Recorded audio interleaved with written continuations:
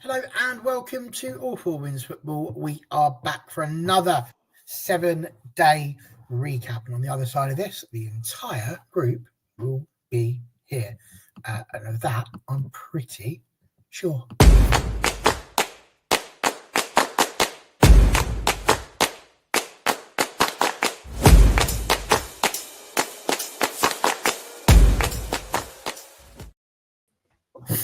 Hello, good evening, welcome. Look at that, as if by magic, all three of us are in the same spot, ready to go.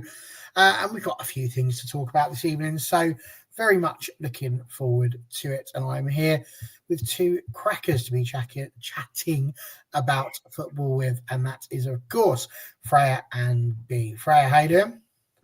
Yeah, good, thank you. Like a bit of magic there, well done. Happy to be back. Got a few good things to talk about. There is a few things to talk about, that is for sure. And of course, Beatrice, lovely to have you with us again. How's your Easter been? Yeah, I'm doing all good, thanks. Sorry, a bit late to this one today. A few technical issues logging in, but We're going to let you off. It's not a problem. There's not much we can do about it anyway, is there? So it's not a problem. Absolutely fine. So let's get started. And of course, lots of things to chat about this evening. Champions League, WSL, Italy as well. And we will maybe do a whistle-stop tour around some other bits and pieces too. We'll see how much we can pack into the usual hour. So let's begin with the Champions League. And of course, the first game of the weekend was Arsenal against Lyon. And, you know, I think, if we're being honest, I think it was one that we knew was going to be a tight one. Lyon, champions of France. They've absolutely ran that league ragged for the entirety of a season, but Arsenal doing incredibly well as well. They won their WSL game prior to the match, so we knew that they were feeling positive and feeling good. And out of the two games, it ended up being the one that was the closest of the two. Beatrice, we'll kick off with you for no reason whatsoever, but with Arsenal obviously coming in second on that one, what did you make of the game overall? Yeah, I mean, I didn't get to watch the game live, so I watched the highlights yesterday. But yeah, it looked like a frustrating game. Lyon looked to be the significantly dominant team. They looked really strong. So yeah, I think that was probably expected, but frustrating, especially seeing as that was like the home leg of the Champions League. So you'd hope that Arsenal would be able to get something at home and then a difficult one away. But yeah, I think honestly probably expected. But 2-1 it could be worse. It could be a lot worse. And Arsenal did pretty well in the second half, but definitely a slow start to the game. I mean, it was definitely a tricky one. I don't think we can say otherwise. The stats do kind of back you up on that. Same sort of number of shots, 11 for Arsenal, 10 for Lyon. Same amount on target. Arsenal had most of the possession, but it wasn't, Freya, I don't think, a game that was filled with chances. You know, there was not that many for Lyon as well, to be honest. It was probably just that clinicality that was had. And obviously, it did not take Lyon too long. It was only 17 minutes before Diani broke the deadlock. And it stayed that way for the vast majority of the match. It was just sort of two heavyweights. Lyon obviously wanting to keep it tight to bring Arsenal back to France, where presumably, like the spider said to the fly, they're going to invite them in and just try and devour them at home rather than trying to do all the hard work away. Does that sound about right to you? Yeah, I don't think, I mean, like everyone's saying in the chat as well, there wasn't much between them, and especially with Arsenal, I think if that penalty hadn't been awarded, you just think, what else, could have happened? And I think it just shows you the difference in what we see week in, week out in the WSL of, Arsenal are dominating, Chelsea are dominating.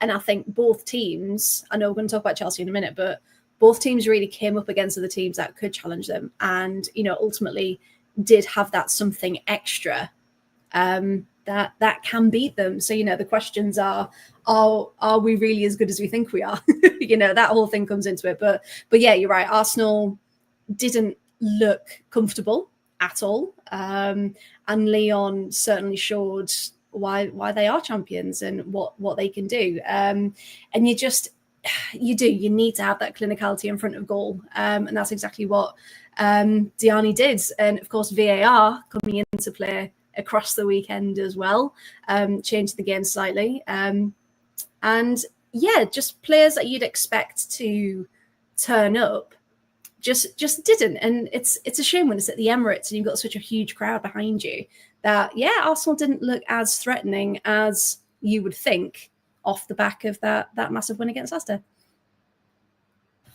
Well, I think that seems fair, but obviously, as it got more and more towards the end of the second half, that was when Arsenal really started to pull themselves together. They were definitely better in the second half than they were in the first. I think that was probably where we saw more from Arsenal. Maybe a bit harsh to say she was invisible. I did see her, but maybe possibly not fit is a reasonable thing to say. But it did come down to this, a penalty being awarded. What did you reckon, B? Did you think it was a penalty, first of all? I mean, as a goalkeeper, you can't. It's dangerous to come out in the box, go to punch the ball and miss and hit someone. I think if you just objectively said that the goalkeeper missed the ball and punched someone, you're going to think that's a penalty. But I think like with the scenario, the fact that like no one really called it at the time either, like no one was really appealing for a penalty, it does maybe feel a bit more controversial in that sense. But I think objectively, as a keeper, if you come out and go to punch the ball and miss and hit someone, yeah, you're going to say that's probably a fair penalty to give. But no, I do see why people are seeing it as maybe a bit more controversial than that. I think Shane's right to say, I think in VAR world, you'll see these given as pens.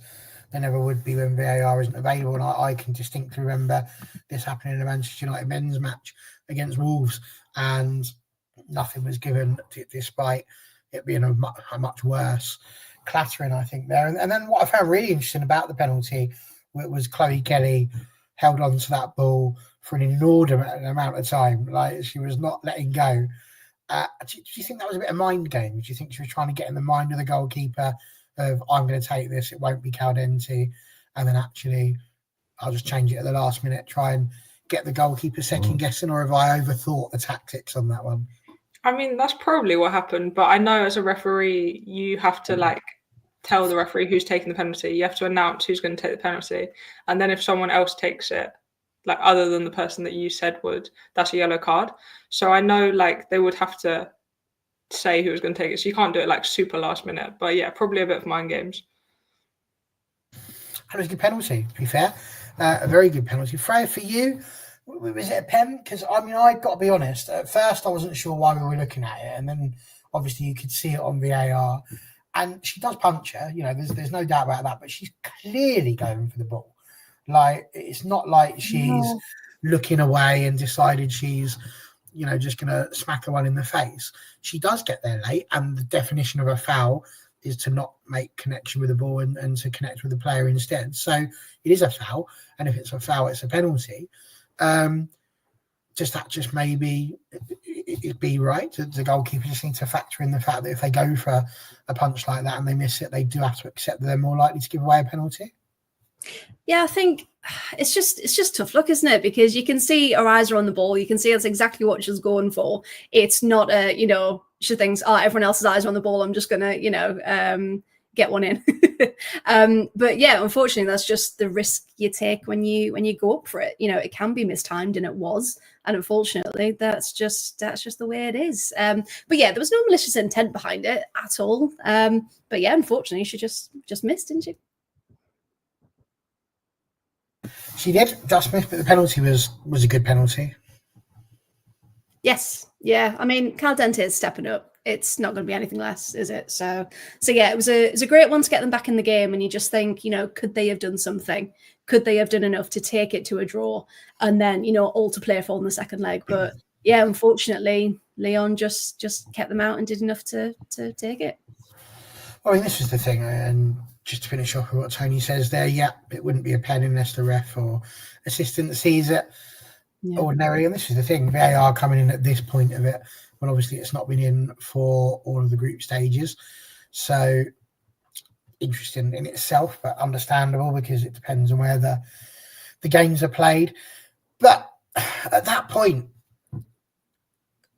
the ground was rocking, like 1-1.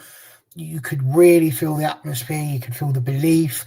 All of a sudden, the Arsenal fans are thinking, well, this is it now. We've got 12 minutes. Let's get ourselves going. Let's try and put ourselves back into it. At the very least, we've got a draw.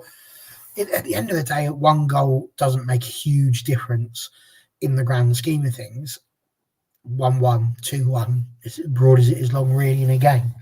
But the goal, they just switched off. It was bizarre. And it just, to me, completely ripped the atmosphere out of the ground. It was gone at that point. It was dead. It was all of that belief just disappeared. It was like someone had taken the plug out of the stadium. Yeah, I mean, it was a really good goal from Lyon. It almost looked like something from the training ground, like they're playing against no one, like they were just whipping, like passing the ball around. Good goal. But yeah, a shame for Arsenal, for the occasion and everything, for them to be playing at home and just to switch off that easily. But I mean, like we were saying, they played on Wednesday, so potentially that's a sign of tiredness. I don't know, just a real shame for the occasion, especially. Are you a bit annoyed that Arsenal had to play theirs prior to the game and not after the game, like Chelsea have? Do you think there was a decent reasoning for that one? I didn't realise that there was something Arsenal had to do, but Chelsea didn't. But I mean, it sounds like something that should be equal for both teams, surely. I mean, Chelsea are going to play midweek against Manchester United, so it will happen at some point. But that's very, very interesting, and it will be afterwards. But just thought I'd throw that one in there. Might ask Freya the same question in a moment, but the goal from De Mornay, was a good one, but it's not a moment really when Arsenal should have switched off, and ultimately it's cost them the chance of having possibly a goal of their own, because they did have a bit of a head of steam at that point. Yeah, and you just think in moments like this, in games like this, you can't switch off for even a minute. So it was the 82nd minute that De Mornay got that second one, and you just think that's so close to the end. Like, all they needed to do was either manage it efficiently. I'll say this as if I could get into the Arsenal time. Manage it efficiently, or just, go for it themselves and be more clinical, be more ruthless. And Lyon have just got that extra bit of something, and they showed it, throughout the match. And unfortunately, it does come down to, can you take your chances or not? And Lyon did. But it was a cracker of a goal. You can't take that away from it at all. Very good, very rich. The only person I think of De Mornay, though, is Rebecca, who was an actress, I do believe. So there we go. We'll see. I might be wrong. I'm sure she was, though. So yeah, I mean, B, are you sort of looking ahead to the next game for Arsenal? It's going to be a tricky one. We've got to go away. This was the one where you would have hoped to have been able to get even a marginal lead or a draw of some sort. To now go off and have to try and do it at Lyon, it's going to be an incredibly tricky game for them. Do you think that Arsenal could do it though? I mean, like we said, 1 goal, it's hardly trying to raise the Titanic, is it? It's definitely something that could happen, but Arsenal are going to have to be like at it from the start, really, aren't they? And for the entirety of the 90 minutes. Yeah, I mean, it's definitely going to be a difficult thing for them to do at Lyon's ground. It would have been much easier to, I don't know, get more goals at the Emirates and maybe head into the next match with 1-0 up, or at least a draw.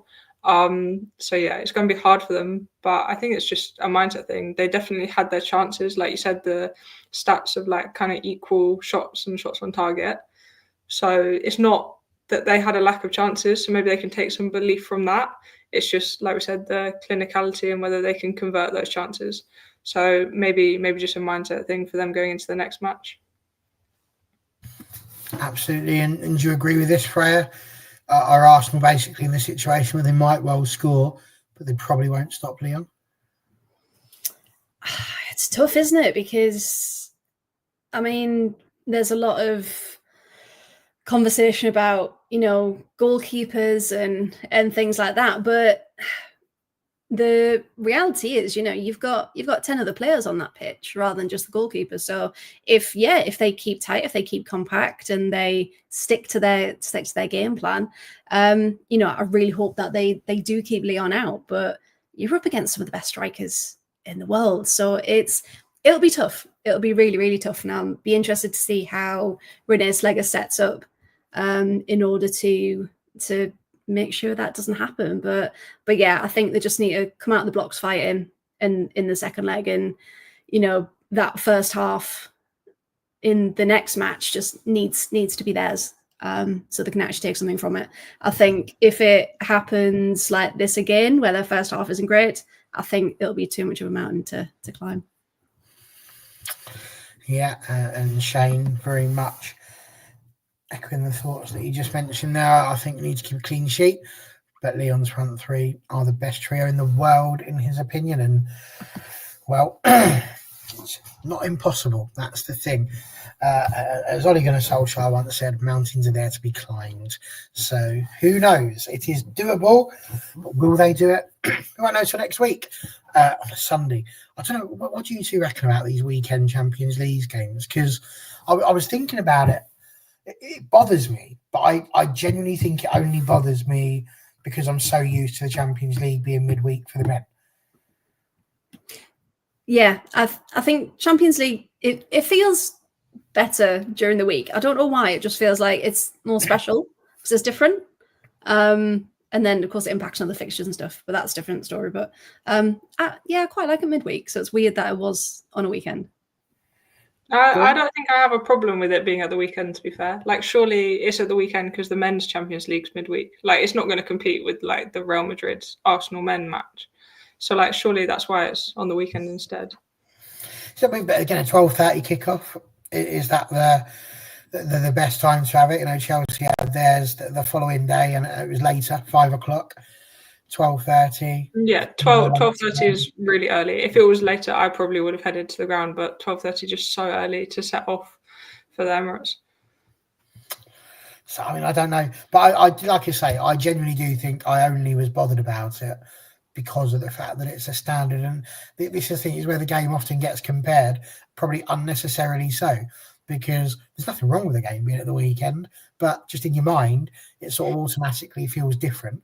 And because it feels different, that automatically takes you to wrong. And it's not necessarily wrong, it's just different. And so, yeah. Anyway, but ignore that. That was just my musings that I was thinking of over the day. Let's move on to Chelsea. And Chelsea, very much, as Shane says here, a tricky one. Both were in decent positions in the end with 15 minutes to go. But they both didn't manage it well enough. And that seemed like a reasonably fair comment to make. I mean, Freya, if we talk about how Barcelona did, I mean, they are one of the best sides in the world. There's no question in that. But they've just done incredibly well. Again, I mean, Lyon top of their league in France, Barcelona top of their league in Spain. But Ava Pahor scoring the goal she did, and then Claudia Pina scoring as well. And it was 2-0 with 70 minutes gone. Barcelona always, I think, felt like they had the game on strings, basically. They seemed like they were the ones that were dictating the game. And that's a weird thing to say about a Chelsea side, because we're so used to, in this country, seeing Chelsea be the ones that are dominating the game and are dictating the play. And it wasn't really the case here. The possession for Barcelona was much more, 64% they had. Way more shots, 19 shots. Chelsea were limited to 5. 5 shots. I mean, I'd challenge most people to go and find a game where Chelsea have only had 5 shots. So taking that first 70 minutes into account, was it that Barcelona were just too good? Were Chelsea not at it? Let's not forget they've had a little bit of an injury crisis of their own as well that they're trying to deal with. What do you think was the biggest problem for Chelsea in that first 70 minutes? They didn't really look like Chelsea. Like you said, you expect them to dominate and take their chances and be this force that we've all come to know. So the fact that they allowed Barcelona to play Barca's own game, and when Alexia missed that, well, not missed it, the penalty, Hannah Hampton saved it. And you just thought, right, game on. Like, if Hannah Hampton can do this, what else can happen? And it was just a bit all over the place. And yeah, it could be a bit of tiredness, it could be injury, but at this point, Barcelona just stepped up. And I think this season, more than anything, both Chelsea and Barca have showed that they are mortal, more than any other season that we've seen. So I think both sides knew they needed to step up, but for some reason Chelsea just couldn't find their rhythm. They really struggled. But ultimately Barcelona used their home advantage, and that's exactly what you need to do. And it's going to be interesting what Chelsea can do at Stamford Bridge. It's not going to be easy. Hard, very hard. But yeah, Chelsea just couldn't get a foot in. Sandy Baltimore, though, getting one back, and you just think, right, okay, can they do something? But yeah, those last 15 minutes were awful, really awful, and that's so strange to say about a Chelsea side.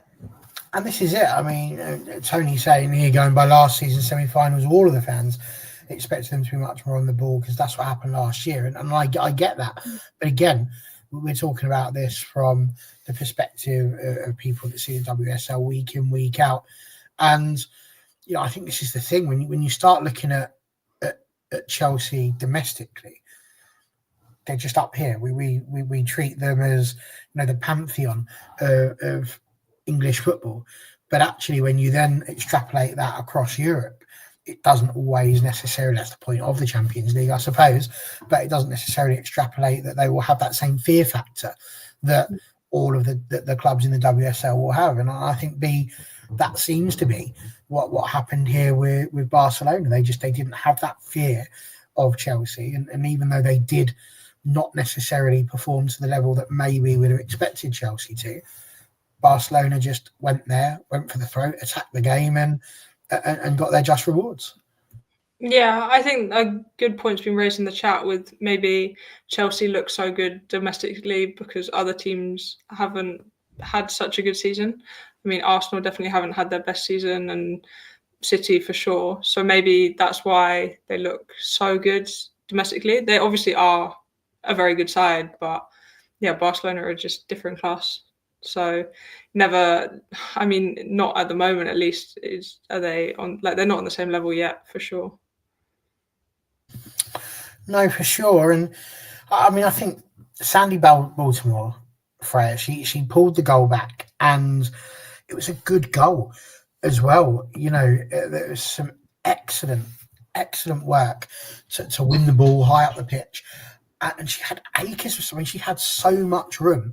She could have stopped to put the kettle on, had a cup of tea and a biscuit, still got up and had the same shot. Obviously, she chose not to do that because that would have been taking the mickey slightly. But it was a brilliant finish as well. And again, you hit that point where you go, oh, well, 2-1's not too bad. You're away from home. If you're going to take 2-2-1s and compare them, you'd argue that Chelsea have got the better result because they've got to take Barcelona home. But that's not what happened. And they kept the deficit to 1 for just 8 minutes. And then a stupid goal, like a corner, just absolutely undoes them. And they just had 8 minutes of madness. And before you know it, it's finished with Pina scoring again. And that was that, 4-1. Why do you think Chelsea and Arsenal, to be fair, why do you think it was they both got themselves into good positions but didn't manage to see it through? Was it just that the other two teams stepped up a gear, or were they just not capable at the time, I suppose? What do you think it was that made that happen? I mean, I think that's a good question. I didn't get to watch either of the games, so I watched both the highlights, and I was actually shocked watching the Chelsea highlights. When I saw the score 4-1, I was expecting like a complete walkover by Barcelona, but like you said, Chelsea did quite well for like the majority of the game, just like a few minutes of madness at the end. So I don't know, my instinct would be maybe like fitness, like the other teams are just on a different level that way, and maybe that's not like a lack of fitness, but just like too many minutes played, too many injuries, that kind of thing maybe.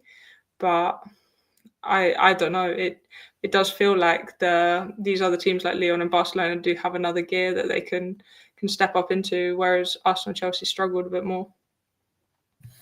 They did. And I mean, Freya, again, you go to the shots. Barcelona had 19 of them, Chelsea only 5. 9 on target for Barca, 2 for Chelsea. But clear-cut chances, not a single one for Chelsea. So it just goes to show how good the Sandy Baltimore one was, because it wasn't clear-cut by any stretch of the imagination. It was a really, really good finish. A bit tricky. What do you think your reason is? Why do you think they struggled at the end?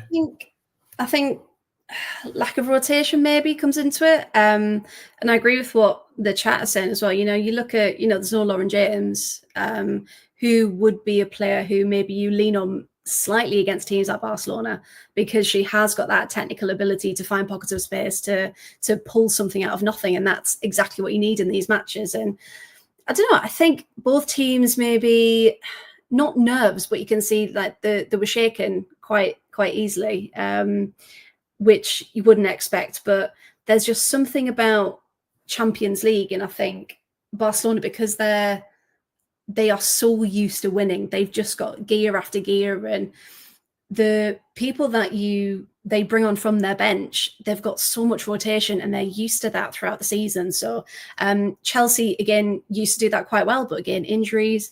And I just think whoever Barcelona bring on, there's no like weak link in that chain, which again, compared to most teams is not that they wouldn't not bring on quality, but they've just got so many people they can bring on. And I think it's that lack of depth, tiredness, but ultimately they just couldn't have that initiative to make it work, unfortunately. And that's where these other teams really, really stepped up.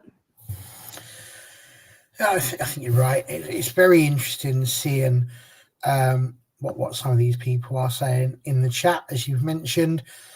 This is a very interesting point. Do some of the Chelsea players have a psychological barrier against Barcelona? People talk a lot about that when you're playing against Chelsea, just in the WSL, for example. And of course, one key player that also Barca had was Eva Pahor. They didn't have that out-and-out 9 in their squad last season, and she's been brilliant. I think it was something like 6 in 9 or 9 in 6. I can't remember which way the numbers were on that. But we're talking about two clubs here, Arsenal and Chelsea. And what's really interesting, I think, for us domestically, is that they are the only two teams that really compete when it comes to Europe. I know City are in there more often than not. United were given an opportunity and fluffed their lines at the first hurdle. Chelsea are obviously the last side to make the final, being the 2020-21 season, where they were beaten 4-0 by Barcelona. So it's not the first time Barca have bopped 4 past them. But of course, Arsenal are the only side that have won the Champions League or the UEFA Women's Cup for England. Does it depress you a little bit that we've only got 2 teams that seem liable to challenge for it? Yeah, I mean, it's definitely a shame with how far women's football's come in the last few years. But when you take a step back and look further back than that, I mean, women's football's never been that huge in this country. Like, when did the WSL come in? 2017? Like, it's not been that long that women's football has been given the opportunity in this country that it's getting now. So, I mean, potentially that's kind of what you'd expect. But yeah, of course, you want to see more English clubs in the final. Like, I'm an Arsenal fan, but I'd love Chelsea to get to the final again. I think that just is brilliant. Like, it's brilliant advertisement for English football, for an English team to get to the final and win it.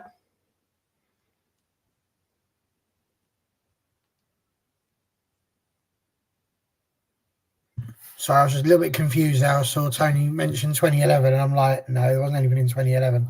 And he's obviously talking about something else there. So that's absolutely fine. You had me worried there. I was fact checking myself frantically. I didn't think I'd made a mistake, but there we go. Freya, for you, they do seem to be the only two teams at the moment that are likely to make a dent in it, whether it's City or whether it's Manchester United, that make up that third and final Champions League spot next season. Do you see either of them two teams even coming close to having the sort of impact that Chelsea and Arsenal had so far this season? I think out of the two, City, when City is fully fit, I think City are capable. I think United, the only issue there would be rotation, because there's not a lot of rotation at the minute. So that would be a whole nother problem of, who else do you bring into the squads? Are you, developing the right players? Have you got that depth to bring in the Champions League for United? So I think out of the two, City are probably in a better position to go for it. But again, it comes down to taking their chances and actually getting through to those later rounds. So yeah, everyone's hoping for an all English final as well. That would be fantastic to happen for English football. But yeah, it's about, even if it doesn't happen this year, like you said, who have we got for next season and the years after? And that should ultimately be the aim of all WSL teams, to push their clubs for that funding to get through. So it's not just the same four that we're sending each season. So yeah. No, absolutely. Do you know what? If it's an all English final, I will be absolutely gobsmacked at this point, because that will have been two amazing turnarounds. But if there's one thing we have learned over the years, is that you never count these teams out. So you just never know. Football is a funny old game. So we will absolutely wait and see what is happening next weekend. I can't wait for next Monday night show so that we can have a little conversation again about how that's going to be in the final and who it's going to be in the final. So yeah, really, really looking forward to that. Let's move on to the WSL, because we've sort of flirted with that conversation. Obviously, this is match week 19. It concludes on Wednesday, so we'll get to that. But there was one match before this all began, and B, of course, that was Arsenal against Leicester City. Now, Leicester got boxed. There's no polite way of putting that. They were absolutely sent to school. But 5-1, nice win for Arsenal. Now, I know people are going to start coming for me here in the chat, but it's only 3 points between yourselves and Chelsea. Now, I know that Chelsea have only got to play Crystal Palace. The likelihood is they're going to be the team to relegate them. I get that. All of that is likely. But the fact that you've had the game prior to Chelsea playing, and the fact that that will happen again, granted only by a few minutes next Wednesday, is this a bonus for you? Because it adds that pressure. It's not a case of what might happen. It's what is happening and what they have to do. It's not, we might need to win. It's no, we actually straight up have to win this match if we're going to maintain the distance between the two. I mean, as a player, you always want to be in a position where you've got games in hand, but you've won those games. So you're putting pressure on the other team. Like, that's the nice place to be in. Obviously, like, maybe players perform better with that pressure of being the team that needs the win, like Chelsea do. But yeah, I think it's definitely beneficial for Arsenal to get that win, and in such a dominant way against Leicester. Definitely puts the pressure on Chelsea a bit more. But yeah, I mean, they still are looking quite comfortable up there. Very much so, very comfortable. And Freya, for you, again, Arsenal doing that, can you see any world where Chelsea starts to slip? We've spoken a little bit about injuries happening. I mean, if there's going to be a time, this feels like the time in the season when they would be vulnerable. It's a bit like when you used to play the computer games and you play the final boss and you'd hit a point where they were a little bit vulnerable and you just had to make sure you hit them in the right place time and time again in order to get the life bar down a bit. Is that where we are with Chelsea now? There is a bit of a vulnerable spot, but unless you hit it regularly, they're just going to beat you eventually. Yeah, what a link up. I like that. Yeah, I think Chelsea, I don't think so. I think they're going to be that angry from this loss to Barca in the way that they lost it. I can't see them losing it now for the rest of the season, because what they've got: Palace, United, Spurs, and Liverpool. I can't see a world where they're dropping points, unfortunately. So yeah, I think Chelsea will keep it, but how good that someone's actually pushing them right to the end. It's not going to be, they're out in front by 20 points and whatever. They're actually going to be pushed, and that's what you need as a team as well. And they'll really thrive off that as well. I think having that competition, because then again, it's bragging rights, isn't it? That you can do it under that pressure from another team and having just skated to the end. Absolutely, I think that's a fair point. But I mean, it's very interesting. People talking here. I mean, there is an element of, I don't want to say arrogance, because it's not the right word, but it's not quite confidence, not quite arrogance. That little area in between, complacency. That's the word I'm after. Because, Palace, yes, you probably are going to beat Palace. I mean, I don't see a world where Crystal Palace don't get relegated. I don't see a world where Chelsea don't get all 3 points against them. But Liverpool have not been easy this season. Man United are fighting as well. And the Spurs gave Villa a little bit of a shock as well to the system. So they're all there in terms of a potential banana skin. And as Shane says, they could draw 3. And it doesn't take much if the confidence has gone. So hubris, also a nice word, like that. But so I don't know. I'd be cautious of just immediately saying yes, they're definitely going to. Should they? Absolutely. Like, if you were putting on a bet, you'd probably put your money on it. But it's football, isn't it? It's just, you never know. Right. Let's move on to the other parts of the top 3, because we all think that Chelsea are going to beat Palace anyway. West Ham, Manchester United 0-0. Man United definitely in a situation where, again, if they'd have won that game, would have kept themselves level with Arsenal. It would have made life a lot easier, especially with what City did in the end. There was a lot of thought there that City might all of a sudden start to wake up again, would come good, and that they were going to draw back Manchester United, and it was going to be the biggest fail since Gemma Collins went face first on Dancing in Ice. But it didn't happen. The people that fell face first was, unfortunately for them, Manchester City, who only managed a 1-1 draw with Everton despite taking the lead.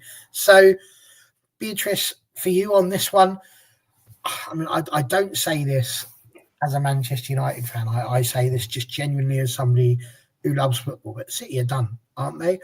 They look like a car that has run out of petrol, and it's just being pushed along at the minute. And that's through no fault of their own. They've got a ridiculous number of injuries that they've got to deal with, but they don't have the depth to be able to deal with the crisis they've got. So it's not looking promising for them, is it?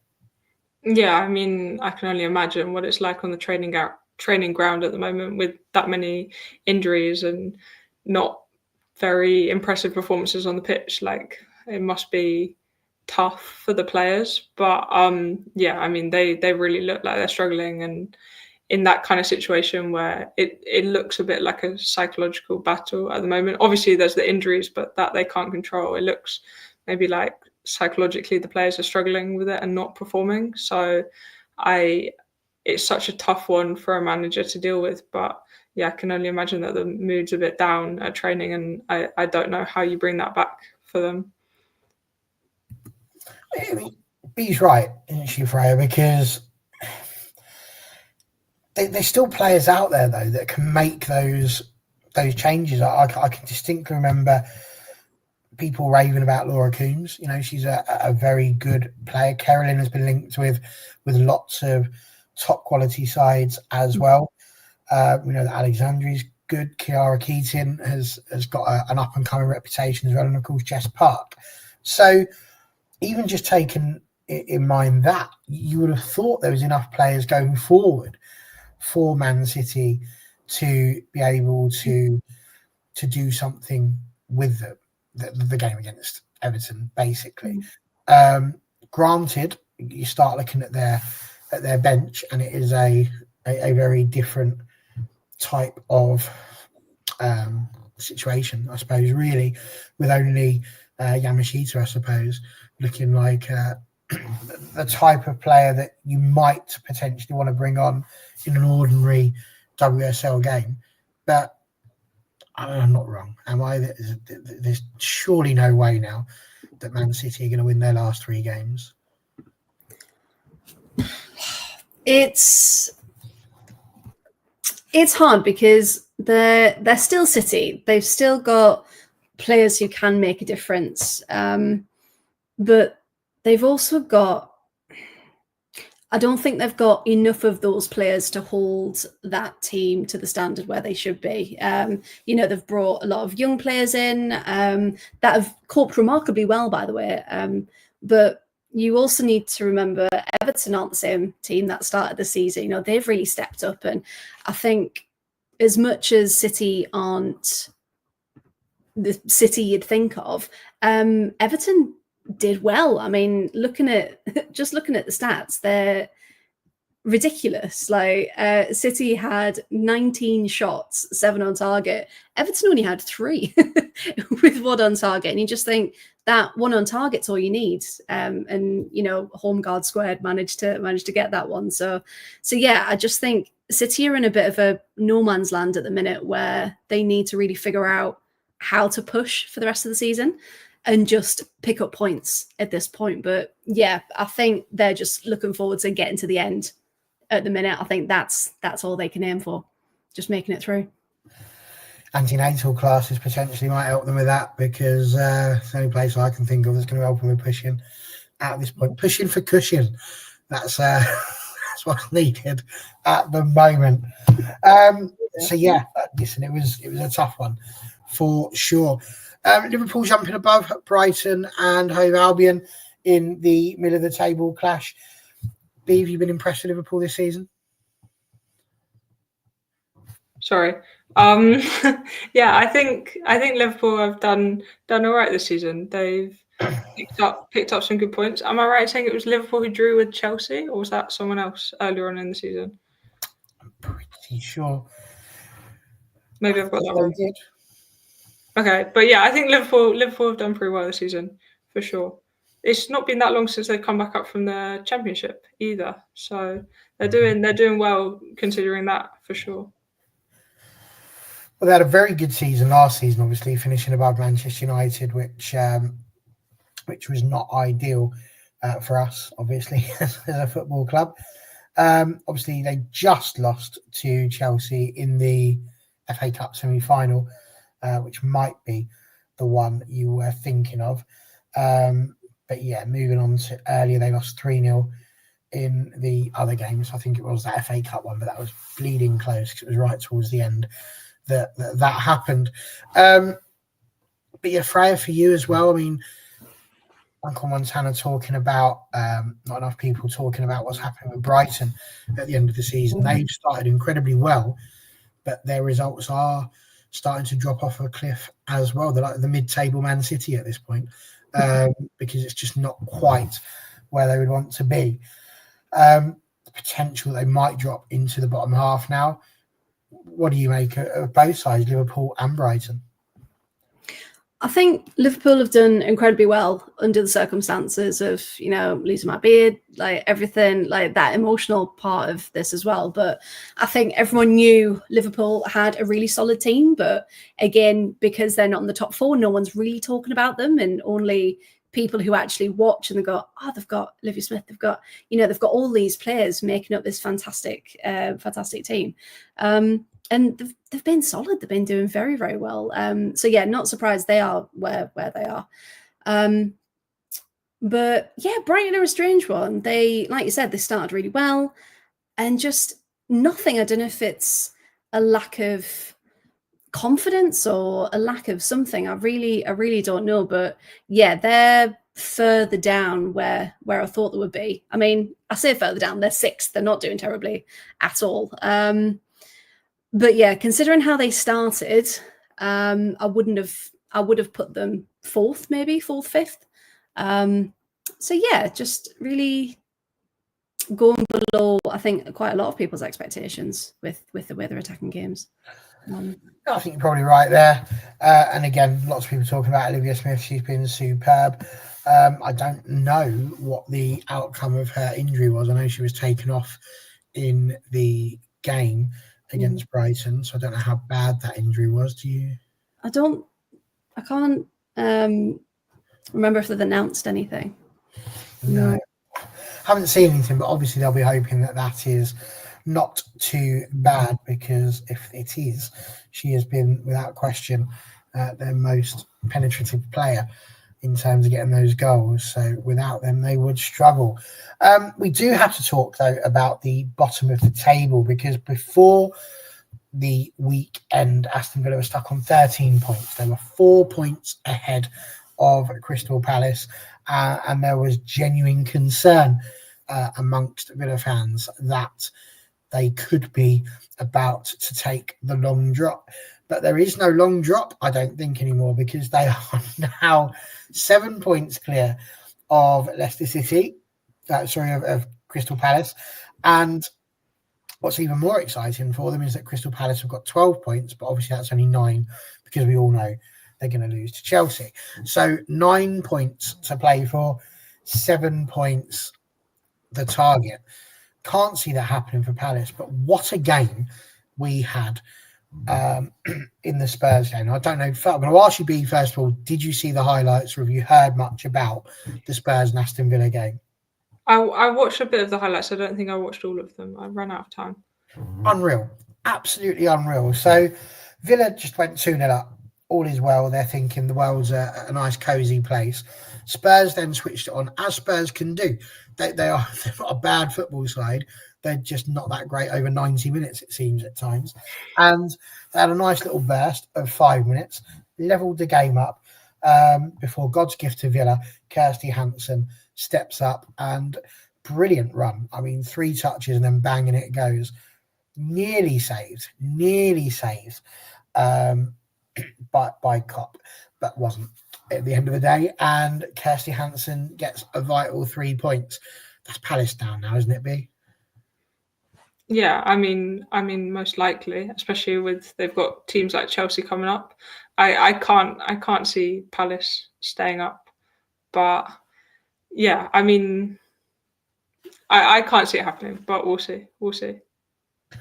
We definitely will see.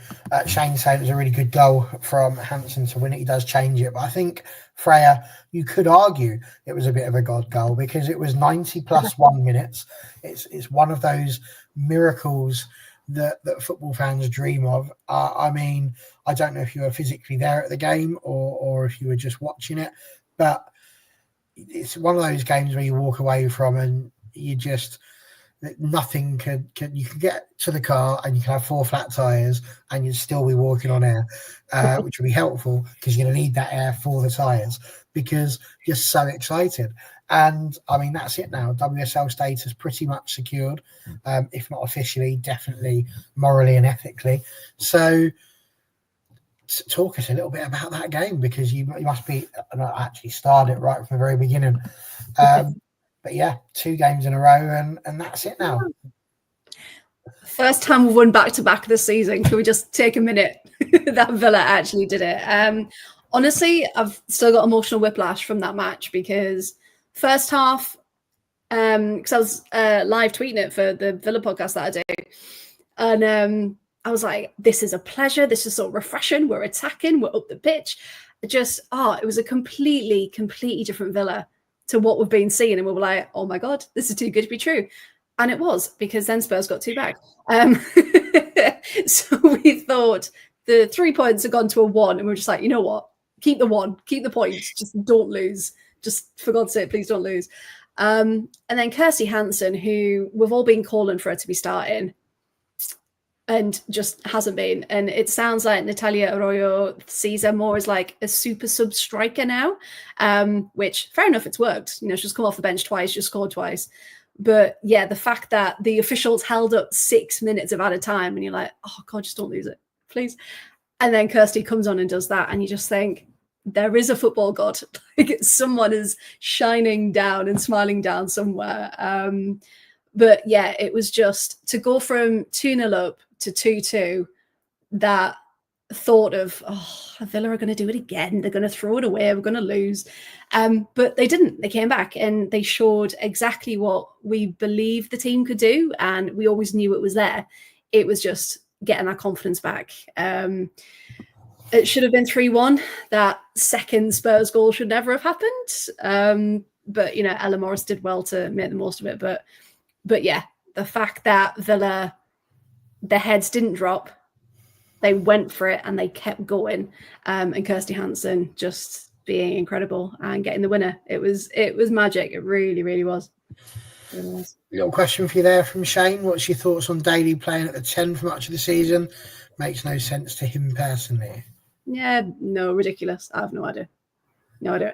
The issue with Rachel Daly is that she's good in pretty much every position. So once we lost Kenza Dali and we lost Adriana Lyon and we lost, you know, all of these people, we suddenly had gaps. And Rach being Rach was like, yeah, I can do that. Doesn't mean she was necessarily the right person for the role. You know, she wants to be a defender. She wants to be up top. She wants to be everywhere. And, you know, that can be to her detriment sometimes.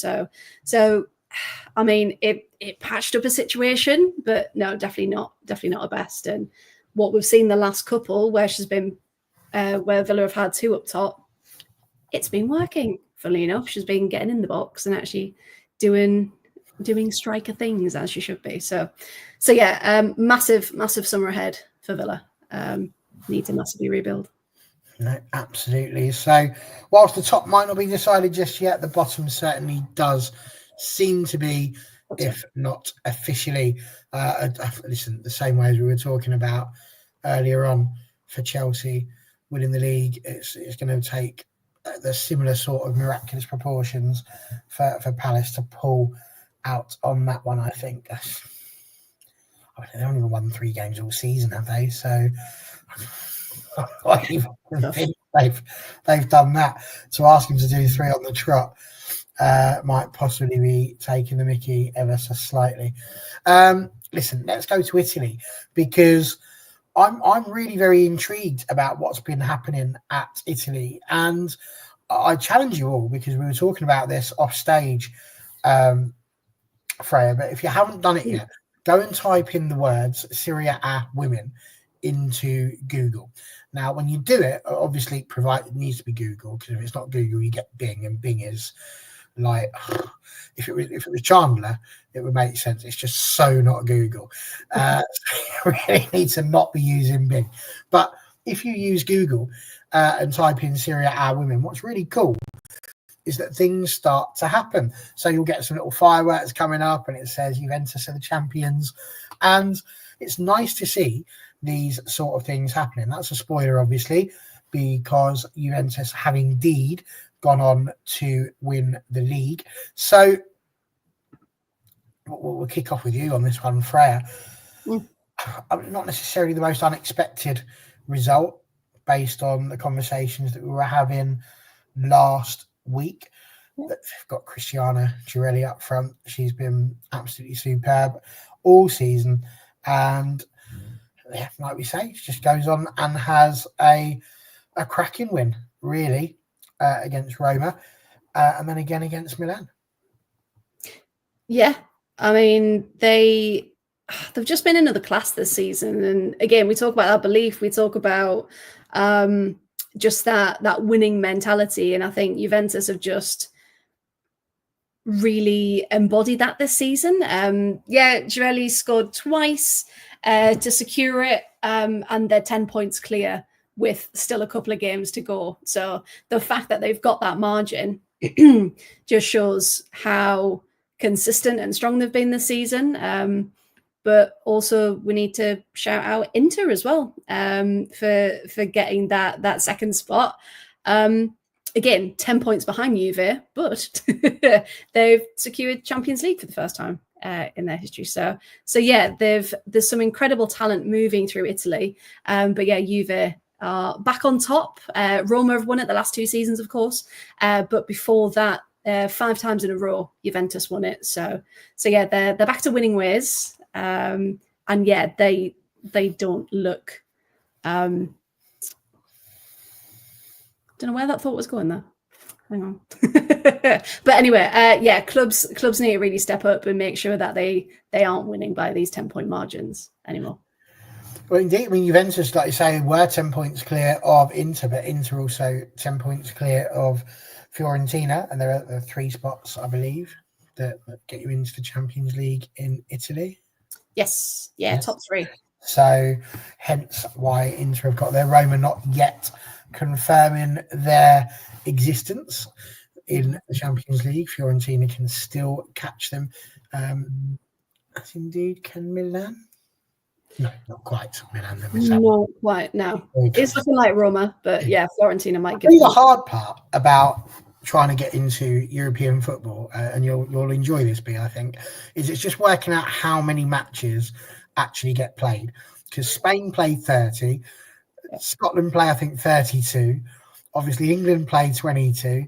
It's unbelievable. And then, of course, because they've got the split, you have to try and work it out. So I'm constantly going, there's 10 teams. So they play each other twice, that's 18. Then they play each other twice again on the splits. That's another 8 games, that's 26. So the mental maths that goes through my head every time I'm looking at a league is ridiculous. But there we go. Talking about Inter making it into the Champions League for the first time. That just sounds like a really mad statement. Again, going back to what I was saying earlier, just because of the connotations that Inter Milan have within the game of football within the men's level. You wouldn't expect to hear Inter Milan have been in the Champions League for the first time ever. It's a really interesting situation, but I was interested from a player's point of view as to how important that is to try and do things for the first time. And obviously I'm talking about things moving up, not all we played in the County Cup for the first time. That's brilliant, lovely. I'm talking about moving up and having the opportunity to play in the league above for the first time, to play in the next round of an FA Cup, so to make the 3rd round and play up against the big side, or to play in a stadium where maybe you haven't done that before. These sorts of milestones for players, how important are they? Yeah, I mean, super important. It's something that you're aware of as a player. In the FA Cup this year, for example, when I played with London Seaward, we got the furthest the club's ever made it in the FA Cup, and you're aware of that You're aware of that as a player, and it feels like a big deal.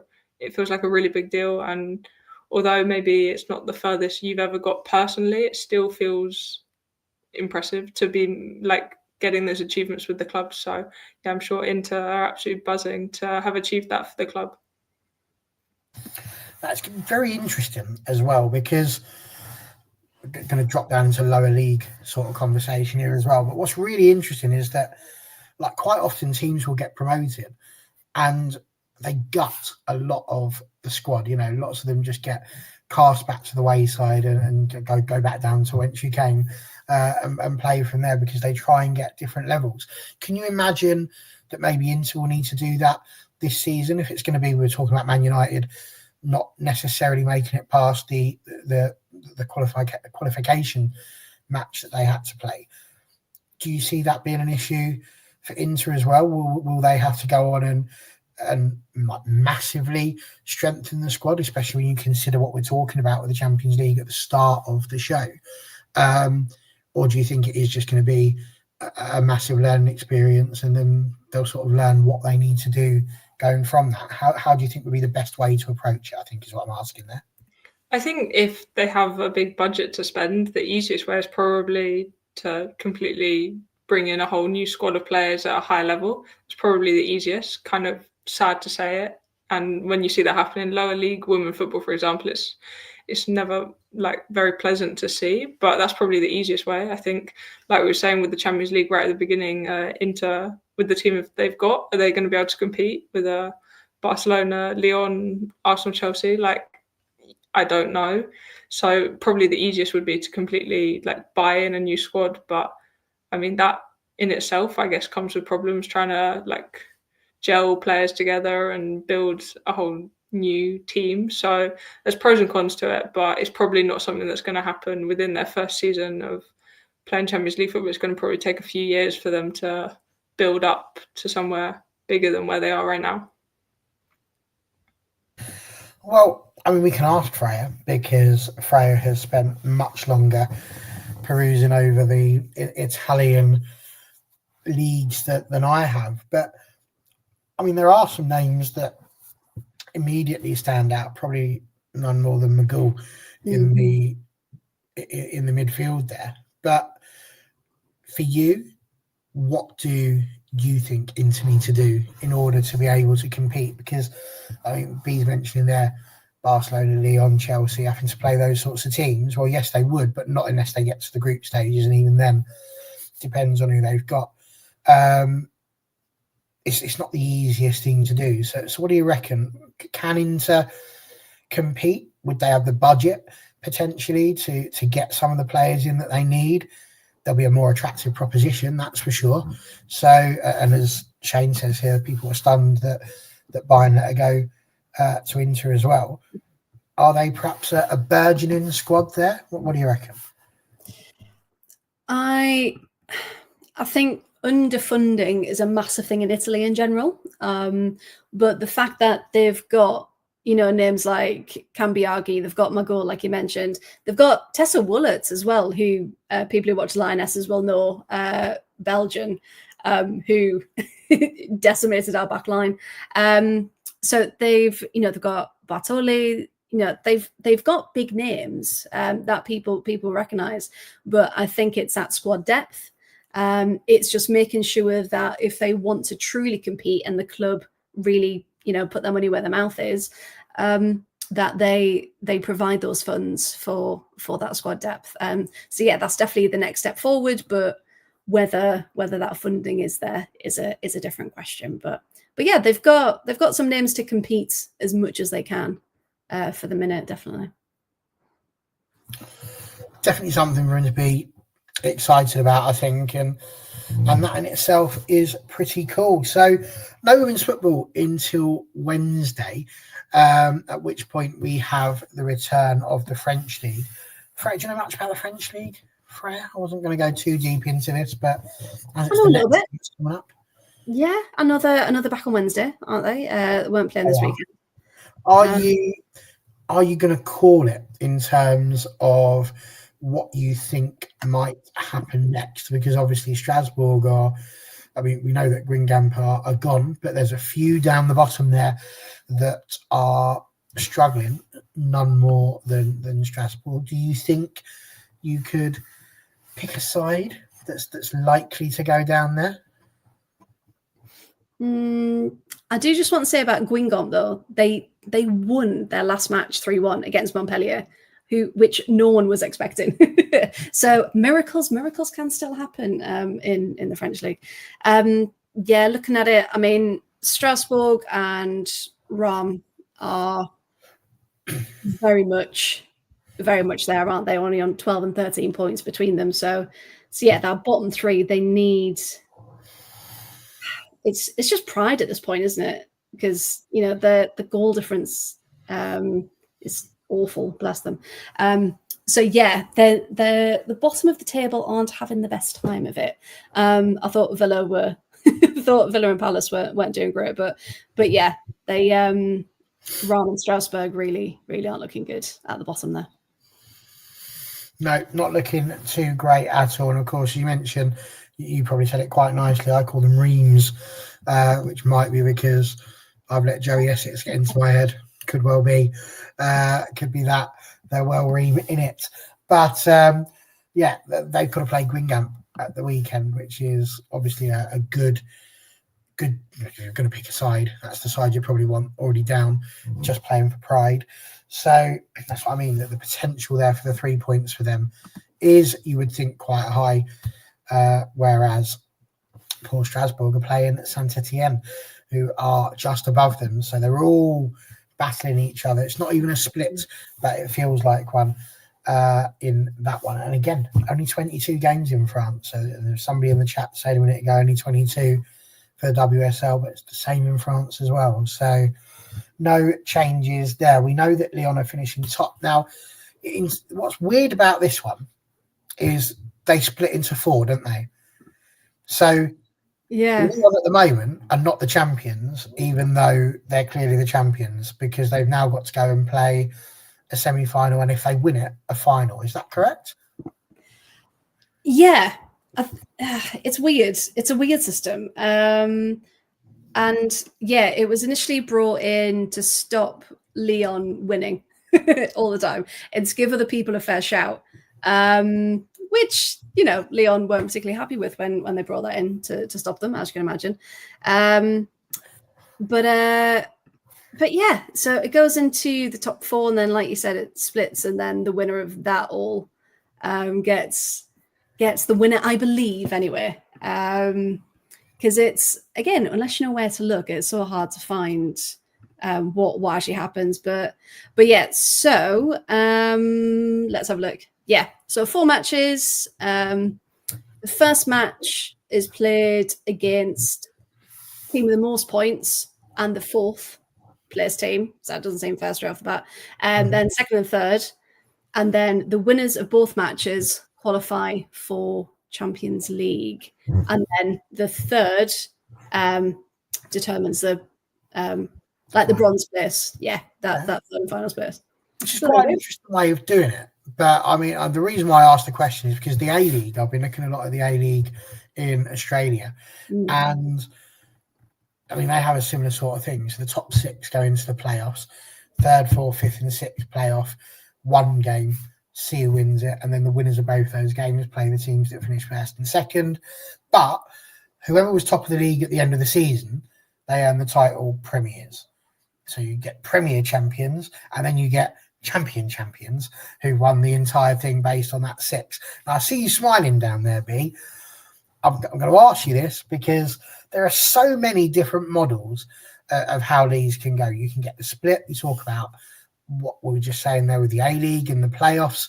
Now, Shane's put here, this is basically the NWSL come to France, although I do believe there's relegation in France, so not quite. But then Michael Burt saying, can we bring it to England, which is literally what some of them are suggesting they might do. And there was absolute uproar for it. Have you got a sort of a preferred method? Can you see the merit in this sort of thing? We talk about Chelsea winning pretty much every single year as it stands at the moment. Would something like this be an interesting thing? And if you were to think about it, you would have, as it stands, Chelsea would be facing Manchester City and Arsenal would be facing Manchester United. And whoever wins that game goes on to see who is the WSL champions. It changes the 22-game season. It becomes 24 games for some people. Got the potential to have it in a neutral ground rather than your own. So potential money-making things there in terms of getting the people into it. Is there more good to come from something like that? Because I've got to be honest, up here, I can see all of the sense, but up here, it absolutely it plays with my emotions in a manner that I can't quite comprehend. Because if you win the league, you should just win the league because you've been the best side. The thought that Chelsea could end up having to play Manchester City and an own goal could decide the fact that, you know, they've got that many points between them, difference, but they still lose the league because of one game. Does that not just almost negate the point of everything that you've just spent the entire season doing? Yeah, I mean, I think I completely agree with you. There's definitely benefits and logical reasons for it, but I just cannot imagine that as a player. Like, I can't imagine winning the league and then you still have to play another match or like another 2 matches or whatever with the risk of not winning the league. Like, that feels crazy. But I mean, there are definitely positives to it. I can't imagine being a player in that situation. Do you think, genuine question now, I don't even think I'm being glib when I say this, could it put you off football? To think, because I mean, for those that don't see it, I see the things that Bea puts out on her social media, the things that she does on Instagram and things like that, and I see you going down to the park. Yeah, I mean, I've got to be honest, your sprint mechanisms did make me giggle. I'm like, probably need to go a bit faster than that, if I'm honest. But you see the level of effort that's getting put into trying to be the best that you can be and improve time and time and time again. But if you're trying to do that and you're trying to improve to a certain point and people are putting this level of effort in, and then actually it doesn't really come down to what you do for a whole season, is it because it's so ingrained in us, do you think, with the country that we're in and the system that we've got? Is this basically for you the same feeling as I was having with the Champions League midweek thing? Is it just so ingrained into that's what it's been and I can't understand why we'd change it? Or are we actually right here? Because I can't, it doesn't feel like the spirit of the game at all. Yeah, maybe you're right. Maybe it just feels so natural that you win the league and that's it. You've won it. You don't have to play more matches. Maybe. I don't know. I just can't imagine that as a player. Like I just actually can't imagine having to experience that. I mean, on your question, I don't think it would put a player off football if you're at that level anyway. I mean, you're probably not going to be put off, but it would be frustrating. Even as a fan, your team's won the league, and then like if Chelsea lost to Man City, if that was the case, I mean, like what you're saying, like we won the league, but we didn't. Like that, it feels kind of insane to say. But I mean, maybe it would make for more exciting football. And like you said, maybe bring in more money to the game. I don't know. There's probably logic to it. I genuinely can't imagine doing that. Like all that effort for a whole season and then one game, like that's it. 90 minutes, anything could happen.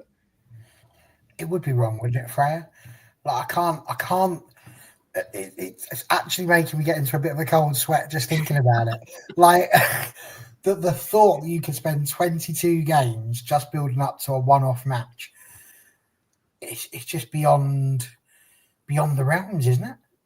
Yeah, because imagine you've done everything right all season, and it's just one last minute Kirsty Hansen winner that just takes all of your season away from you. But then on the other hand, you might get teams go, forget top four, that's fine. So it might take that out of it because then you haven't got the we need to win, we need to get top spot. Of like, forget top four. We'd still be in with a shot. We can just, knock out football's our speciality, do it that way. But then the A-League model be a bit better?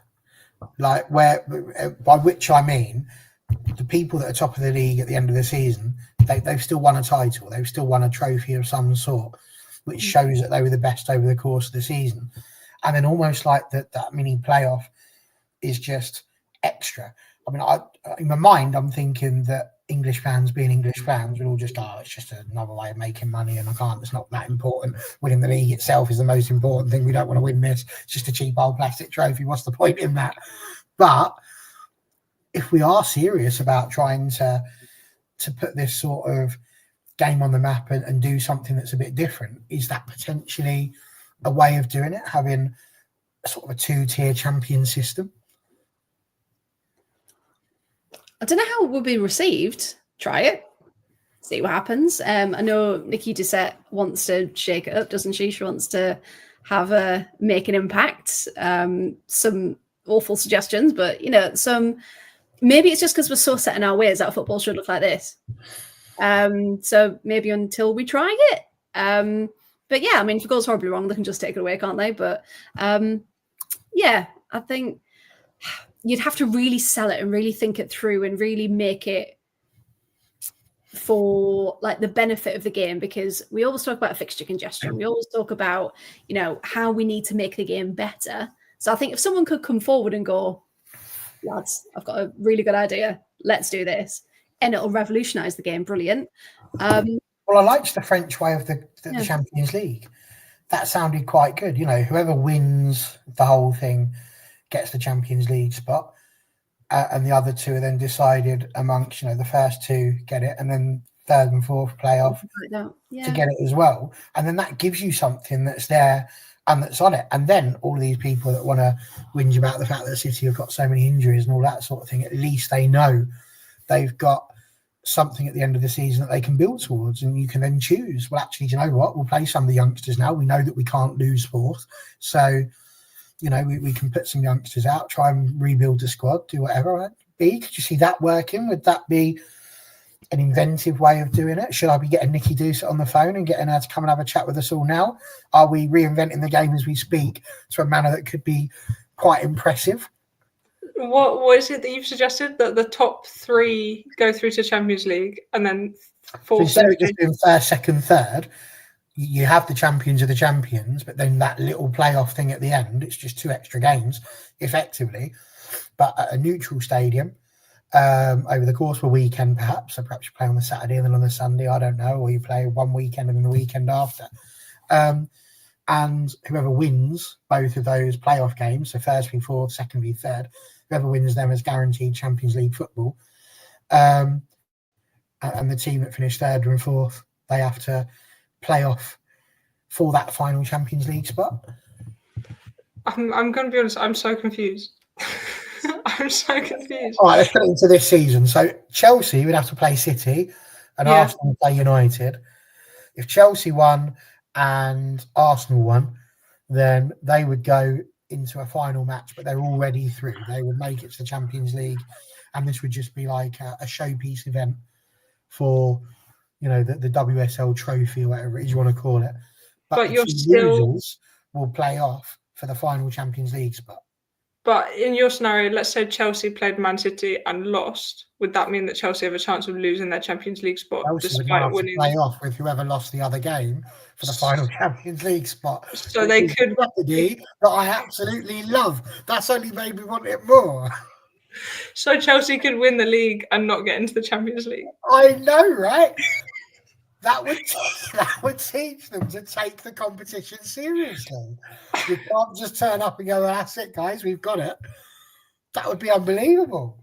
Can you imagine that, though? The winners of the league don't get into the Champions League. I can imagine it. The Twitter meltdown, if that happened, would be insane. Like, they've had 2 opportunities to beat teams in the top 4. It wouldn't have been, you know, it's not just a one-off game. Yeah. They had to win either of the 2. I mean, like, maybe it would make the game more interesting, more like, I don't know, Jeopardy or whatever in women's football, which might bring in more fans, but that feels insane. That feels crazy. Excited about it, Fire. I'm genuinely excited. The idea that Chelsea could win a league, but then still miss out on the Champions League has made me giggle beyond all comprehension. Yes, no? Yeah. Next season, let's do it. Why not? Yeah, great. Don't really do. Who knows? Listen, we're not going to solve it here, are we? But hey, this is the sort of conversations they need to be having around the table, not just worrying about let's close the league and all that sort of guff. They definitely need to be thinking about how best they could do it. Right, well, there we go. That is pretty much that for another week. Thank you very much for giving up your Easter Monday evening to spend some time with us. B, where can people find you if they wanted to see you run slowly around a park? You can check me out on most social media platforms at @BeatriceRogers_. Excellent. And Freya, where can people find you if they wanted to see you live tweeting Aston Villa and Italy results? Across many things. T for T writes across most platforms. Villa is part of the Pride Pod. We're live every Thursday, and also at the Whole 115 Yards is my main football channel. And I've got a brand new podcast called Freya's Football Roundup, which I'm very, very proud of. So yeah, lots of things going on, but yeah, you can catch me on that one. Is my main one. Thank you. Well, there we go. And I've got to finish off with this one because Uncle Montana said he's from Sweden, which I believe is also the birthplace of IKEA. And the fact that he has put here, I don't know how to say this, but if this would happen, this is Chelsea not making the Champions League after finishing top, I would disassemble the WPLL offices after disassembling Chelsea FC women. And it's a very IKEA sort of thing to do, isn't it? And do you know what? This has got absolutely nothing to do with football, but I have to tell you because it did make me giggle so much. So I went to IKEA a week and a bit ago, and specifically to buy the desk that I'm on now. And this gentleman, bless him, had bought like a set of drawers, but they were display ones. So it was already built. So I understand that because, my God, they're not fun to build. But he couldn't quite get it into the car. We were helping him, and it was just like a little bit of plastic. It wouldn't quite go in there. And it just made me giggle because he tried to put it in, it wouldn't go in. And then he tried to put it into the back seat sideways. And at this point, he had 2 kids with him. And I just remember thinking to myself, where's the other kid going? Like, you're driving, one's got to sit in the front seat. What's going to happen to the other kid? They can't sit in the drawers. So it did. Very interesting. That's IKEA. Anyway, couldn't help myself. Had to go off to that. We'll see you next week. Very much looking forward to it, when we will know whether or not Arsenal and Chelsea have done their very own Easter story and resurrected their UWCL chances, or whether or not that is indeed game over for them. See you next week.